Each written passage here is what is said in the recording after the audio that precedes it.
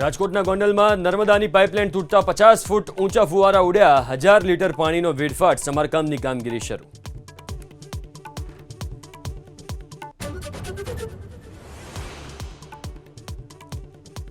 મોરબી અને નવસારી સહિત 4 જિલ્લામાં આજે અતિભારે વરસાદનું ઓરેન્જ એલર્ટ, તો અમદાવાદ અને ગાંધીનગર સહિત મોટાભાગના જિલ્લામાં ભારે વરસાદનું યલો એલર્ટ.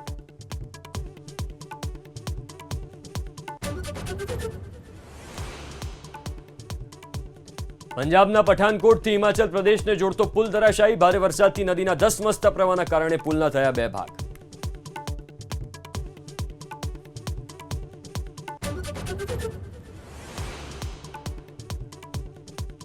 રાજ્ય મંત્રીમંડળમાં ટૂંક સમયમાં વિસ્તરણ અને પ્રદેશ ભાજપના નવા અધ્યક્ષને લઈને CR પાટીલે આપ્યા સંકેત. સૂત્રો મુજબ પાટીલે કહ્યું, મંત્રીમંડળમાં સામેલ થશે તે હશે નસીબદાર.